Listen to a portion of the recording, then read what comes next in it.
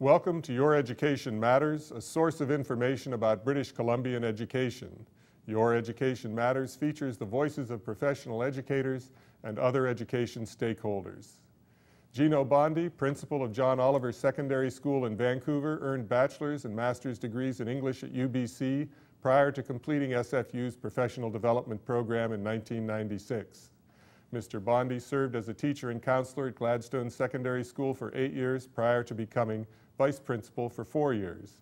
In 2008, he moved to John Oliver Secondary School as principal. Gino Bondi combines a literary sensibility with a commitment to technology. On his blog, Learning the Now, we find extensive reflections on 21st century learning in a digital environment, but we also find ongoing allusions to fiction, biography, philosophy of education, and educational psychology. At John Oliver Secondary, Mr. Bondi is involved, along with Zhi Su, in a number of technology-oriented programs that are linked by not only a commitment to developing capable students, but also to inviting students to appreciate knowledge for its own sake, to create knowledge, and in the process to make meaning in their own lives. Mr. Su has been a media arts teacher at John Oliver for over 6 years and serves as the school's technology director. Zhi recently completed his Master's of Educational Technology at UBC with a focus on one-to-one learning and technology-enhanced learning environments. Zhi Su also received his undergraduate education and teacher preparation at UBC and has taught in Vancouver School Board for 10 years. We are pleased to welcome Gino Bondi and Zhi Su to Your Education Matters. Thank you for thinking about Your Education Matters.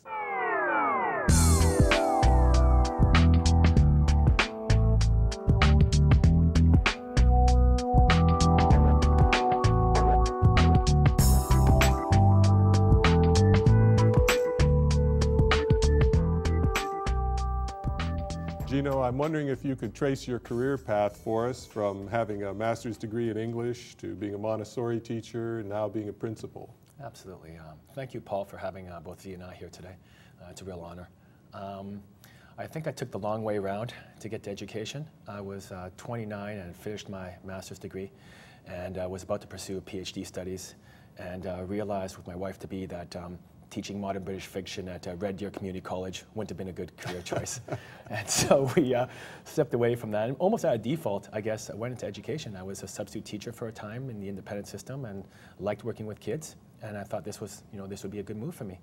And what I've found along my career path is that caring educators all kind of share the same completeness of commitment to their learning communities.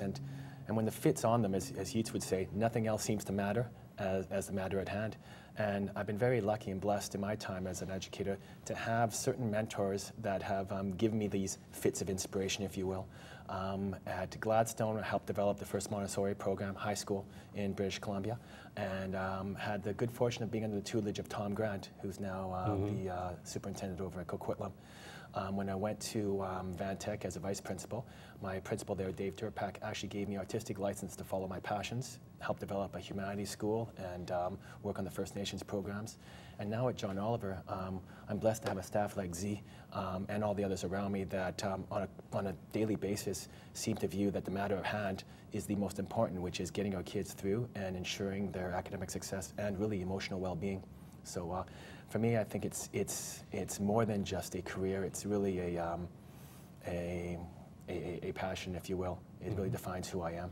Well, something like 3/4 of all college students today are in vocational majors, ones that they feel lead directly to careers. And it's to me, it's important to let people know and their parents know that majors in the humanities and social sciences and fine arts are viable also. Absolutely. And provide a foundation for careers later in life. And there's something to be said for following your passion, especially in undergraduate school, and laying down a foundation.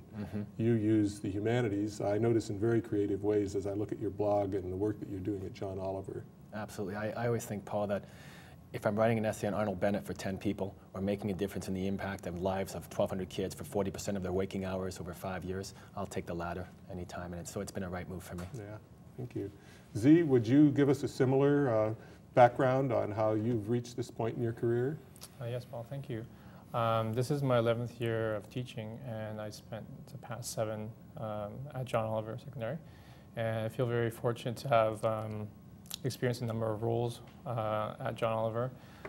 First and foremost, a teacher, and I teach physical education, information technology, digital photography, and digital media arts. And as well, I also serve as a school web administrator, digital immersion program leader, and currently the director of technology. I came to this role at the end of 2007. The incumbent at the time was leaving to, excuse me, train for BCSIS for our district, and so the position opened up. At the same time, I was also enrolled in the Master of Educational Technology program at UBC, and I thought it was both serendipitous as well as synergistic. And in that, I was going to further my education in something I was really passionate about. And the program allowed me to inform my practice and initiatives with research. And so it's been a wonderful venture. Gino's been very supportive, and he's basically demonstrated that he's a visionary leader that's able to manage change, as well as garner support from all our stakeholders. And we're very fortunate to have a wonderful staff that's change ready, and I can only describe it as synergistic and serendipitous. Well, we'll get into some of the specifics of what's going on at John Oliver. I know that you have a certain degree of vulnerability in the school population you deal with based on the Human Early Learning Partnership's Atlas of Childhood Development. So I'd like you to start off by giving us some of the demographic background for the school population as you found it and some of the issues you were facing as you came in to help these students succeed. Absolutely. Thank you, Paul. I've written it down here because there's so many. According to the Atlas, we're in the bottom 10th percentile in the city with regard to social competency, emotional maturity, physical health and well-being, language and cognitive development, communication skills and general knowledge, school preparedness, for example. Our kids come in, 19% do not access any preschool programs, and so they're coming in, they don't know how to write their names, they can't differentiate colors, they don't know how to postpone self-gratification to be able to work collaboratively and positively within a group. And so what happens now is with that, the 19% with no preschool and the 16.5% of our adult population that doesn't have a grade 9 population, we have roughly 25% of our students, 300 kids, who are coming in who don't have the soft skills necessary to ensure academic success. They don't know how to decode texts. They don't know how to collaborate positively. They don't know what to study, when to study, and how to study. Really rudimentary skills that you would assume everyone would have, but they don't. It's something that we've shared in our forums. Every year, starting 4 years ago, we have a parent forum, a student forum, and a staff forum to talk about our school vision, where we're going, what we need to do, and what's happening. 4 years ago, parents came forward and said, we need to know what to do with our kids. We need help. We're good, hard-working people, someone working 5 jobs, and we just need to know how to support our kids. The days of over to you as an educator are now being pulled back, and parents want active involvement and active engagement, and we welcome that. Our kids came forward and said that they need more time. And it was a common refrain, we need more time to get it being the curriculum. They need more time to deconstruct it, more time to embed it within their own knowledge framework, more time to understand so that they go away and do homework, more time to present. Our staff echoed that by saying that we need more time to give it to them. An hour and 15 time construct for our class isn't enough time for these kids. And we can peel away the primary learning objectives and find out what is necessary for them, but we still need more time. So from that, we stepped back and realized we have to do something, and it's more than just a Band-Aid. It's something that's going to have to continue for quite a while based on the demographics of our area. You took a hard look at the basic parameters of schooling, which normally don't get looked at, I think. The length of the school day, the number of school days, the length of a period. Yeah. What stimulated you to give a fresh look to these things? They're normally not questioned. Yeah, for us, it was a move away from product-based thinking to process-based thinking, that we weren't getting product from our students, the product that we wanted in terms of the achievement levels, because we weren't focusing enough on the process. I know there's a lot of talk around recently around assessment, but I think the pendulum has swung so far into the assessment sphere that we've forgotten about practice and what's happening in classrooms. We can't move into we can only create positive summative assessment results if we start looking at formative assessment in terms of what we're doing with kids and getting them ready to write these tests academically. So would you talk about some of the specifics, the ways that you responded in terms of delivering instruction to these students and whose families, as well as the students themselves, were open to some change? Absolutely. First and foremost, I have to give thanks to a colleague that I work with by the name of Thomas Harpenick, and he's going to absolutely hate the fact that I'm bringing notoriety to his name right now. He likes to remain in the shadow, so sorry, Thomas. But he's been the impetus for a lot of the programs we have in our school. He loves to use the river waterfall analogy, and that is we have all of our kids paddling on a river, but 20% of them don't have the nautical equipment they need to make it and avoid the waterfall. They don't have the soft skills, they have process deficiencies, and so they get to the waterfall and they fall. Our job is to catch them before they crash, get them back on the river towards graduation, and more importantly, give them a sense of self-worth vis-a-vis academic success. So we have lots of programs in place. For example, we run a special instruction week in January. As most schools do, they run an exam week, but ours is slightly different, or actually grandly different. Our exams are formative exams. And what I mean by that is the kids will sit down and write out a Socials 11 exam. And after 20 minutes, we'll say, okay, everyone stop, take out your markers, take out your red pens. I want you to look at the question you're writing on right now. And what are we working on? The short essay on the cours de bois, we'll say. All right, and historically, our kids fail Socials 11 because they don't never get to that part of the exam. They give up. So Thomas will say, all right, I want you to go back in the exam, and I want you to look at every French-looking word you can find.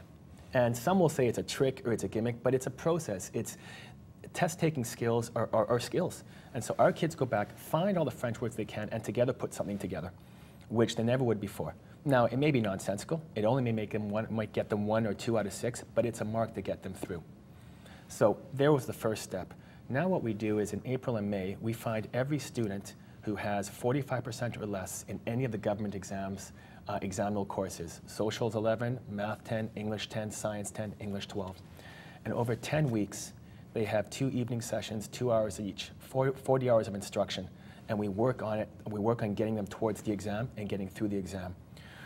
In the 3 years that we've been there, we've had, how many? We've had 33 night school programs with 530 students, and all of them have gotten through the exam. We have now, every 6 weeks now, we're looking at moving away from the April exams and determining who's failing after 6 weeks and bringing them into our learning commons in the evenings for intensive support. Yesterday, for example, we had 48 kids failing Math 10 in our school all day, working on content and working on coverage of the material. We have literacy support blocks, and next year we'll be double blocking our math so that kids can keep doing it every day and not lose the thought process. So it seems to me that you have found that if you provided some sort of developmental opportunities for students, the students themselves and their families were behind the effort. Absolutely. We, let's go to the night school for a second. 53 programs with 530 students over 3 years. Every student coming in is averaging, the average is 44%. They write the exam at 58% with an 80% success rate. Now, people argue 58%, really? That's all you're going to get? But as we don't compare school A to school B, there's no merit in that. We don't compare one student to another. We measure success one student at a time from point A to point Z.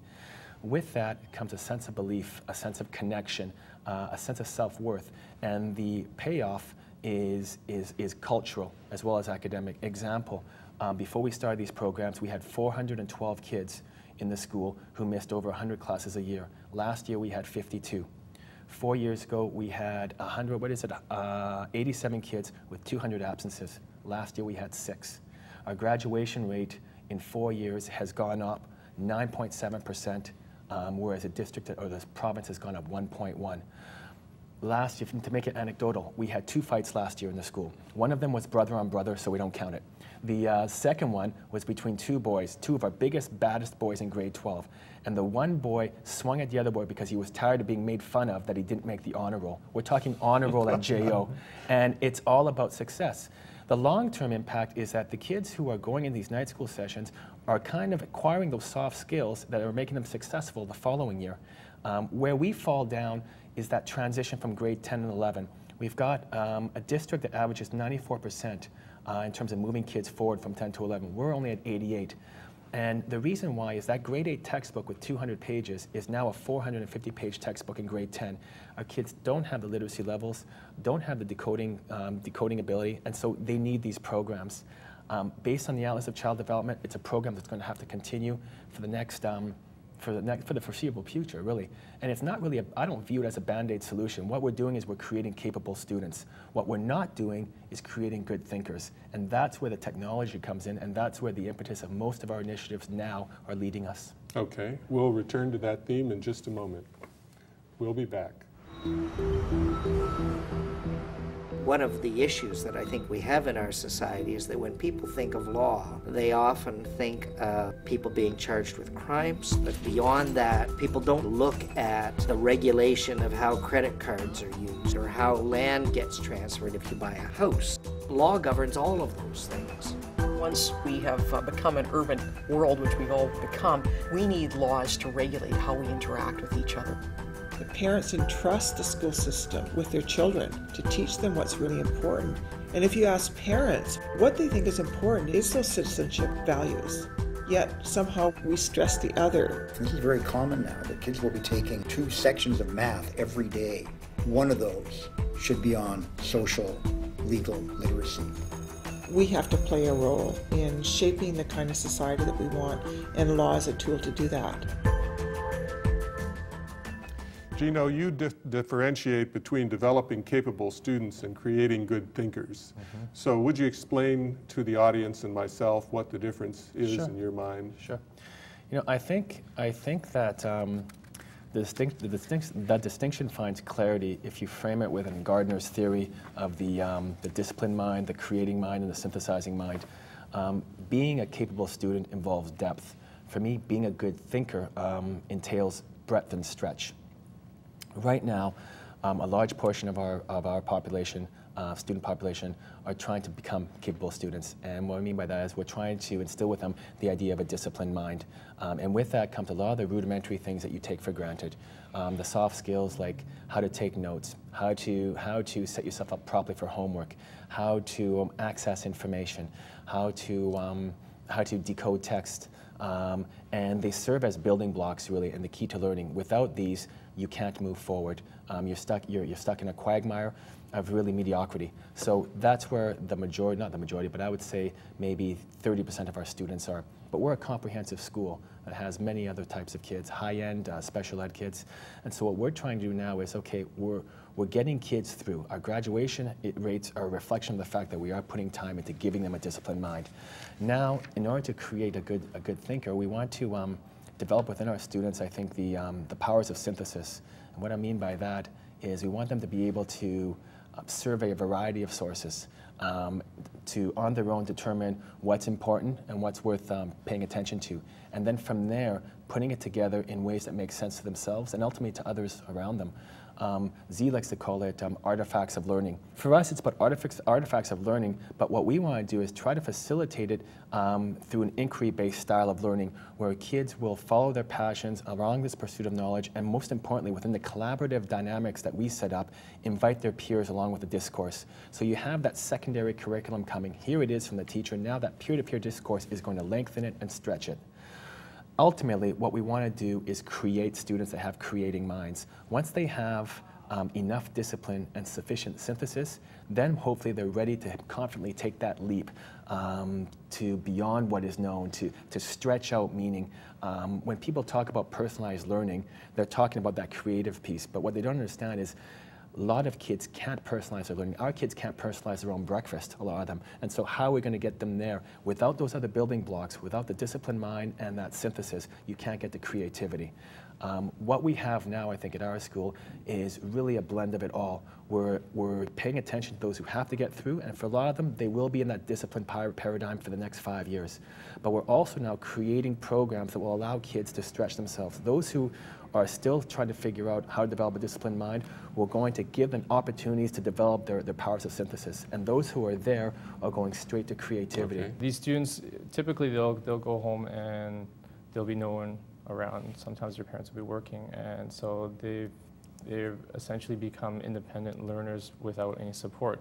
With the technology, they're able to access their classmates, their teachers, and hopefully develop a personal learning network beyond our school, and hopefully join that conversation in something that they're passionate about. This is particularly interesting to me because it appears that you're getting the school inside their social world, which then benefits from having the intrinsic motivation that people like their social. They want to be active in their social world. So instead of content about social things or television programs or movies or music, you're getting school content into that social world. Absolutely. And Gino will agree, we see our school as our family. And so for what we aim to provide our students is exactly the same as what we aim to provide for our own children. That's the best quality education, try to support them wherever possible. And what we found is that with social media, our students are amazing content creators, but they're unfocused.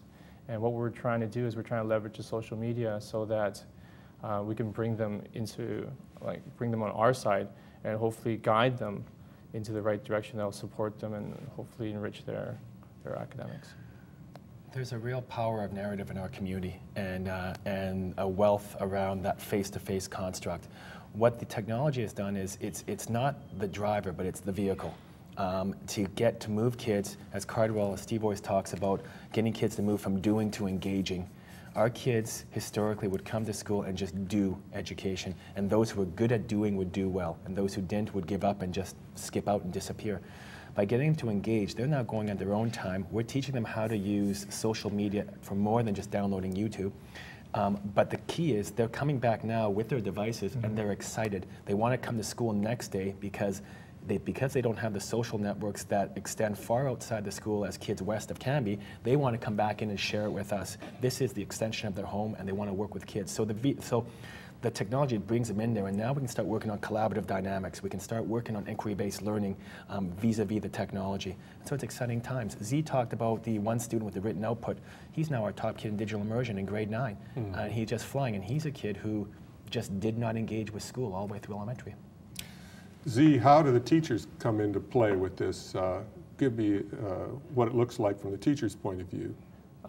From my perspective, now that I've experienced the one-to-one environments and teaching in that setting, I find it hard to go back.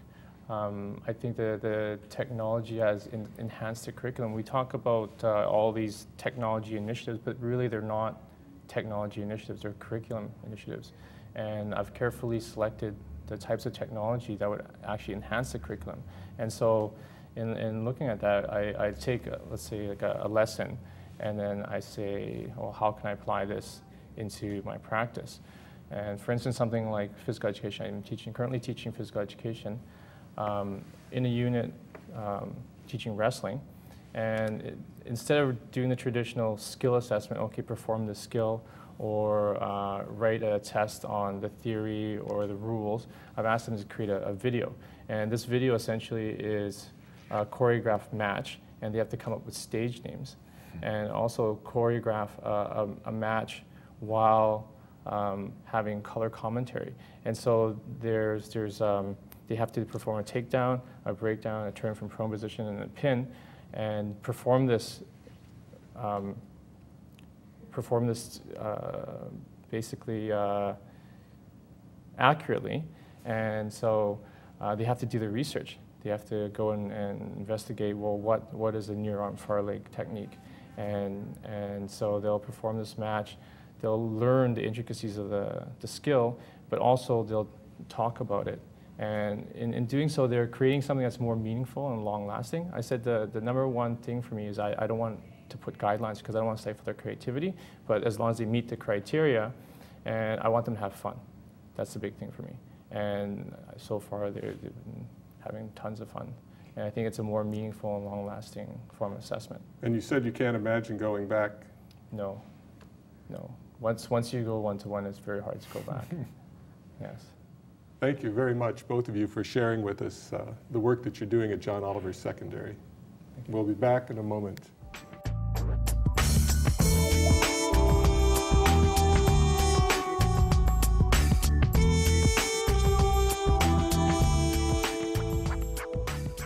On today's program, you have heard once more about the remarkable innovations educators are initiating in our public schools. Your Education Matters has produced nearly 50 programs over 4 years, and many of our guests have described the creative, curricular, and instructional work that they are doing in the schools. The narratives have been remarkable, as have the teachers, principals, and superintendents who have delivered this information to us. These educators supplement their good work with a commitment to technology, both as an element in instruction and as a vehicle for communication outside the classroom. Blogs, for example, authored by school personnel, have opened up a broad discussion across BC regarding issues and innovations in K-12 education.